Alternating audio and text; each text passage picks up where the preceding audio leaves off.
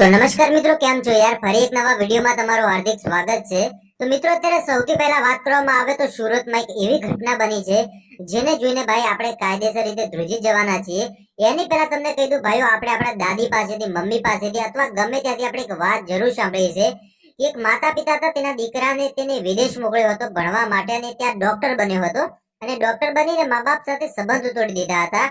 અને પછી તમને ખબર છે ભાઈઓ કે એવું થયું હતું કે જે એના પપ્પા હતા ડોક્ટરના, એ ઓફ થઈ ગયા હતા ને ત્યારબાદ જે મમ્મી હતી એ ખૂબ જ વૃદ્ધ અવસ્થામાં રહેતી હતી. ને ત્યારબાદ ખબર પડે છે આ દીકરાને, એટલે દીકરો ત્યાં પહોંચે છે ત્યારે તેની માં નથી હોતી. અને પછી તેની માં છે તે એ દીકરાના ઘરે જ કચરા પોતું કરતી હોય છે.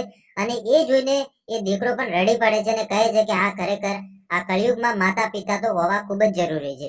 પણ આ દીકરાએ મિત્રો એવું કર્યું છે, ખરેખર આ સુરતની ઘટના ચોંકાવનારી ઘટના છે. કેમ કે માતા પિતા તમે જે જોઈ રહ્યા છો, એમને પોતાના દીકરાને 30 લાખનું દેવું કરીને કેનેડા મોકલ્યો હતો. અને કેનેડા જઈને આ દીકરો છે તે આ માતા પિતા સાથે સંબંધ તોડી નાખે છે. અને જે કાકાની ઉંમર છે તે 64 વર્ષ છે, સાથે સાથે જે આ માજીની ઉંમર છે એ 62 વર્ષ છે. અને આ ઉંમરે તમે વિચારી શકો છો કે 30 લાખનું દેવું કઈ રીતે ભરવું. પણ ક્યાંક ને ક્યાંક હું તો એ જ કહીશ કે ભાઈ, આપઘાત કરવાથી દેવું નથી જતું રહેવાનું, મર્યાથી કોઈ દેવું નથી જતું રહેવાનું. એની સામે લડવાનું છે તમારે. તમે કોઈની પાસેથી પૈસા લીધા છે તો સ્વાભાવિક છે કે ભાઈ એને આપવા જ પડે ગમે એ કરીને. તો આવું કરવાથી તો પેલા કોઈ નિરાકરણ ના આવે. બીજી વાત કે આ દીકરાને ભણવા મોકલ્યો 30 લાખનું દેવું કરીને.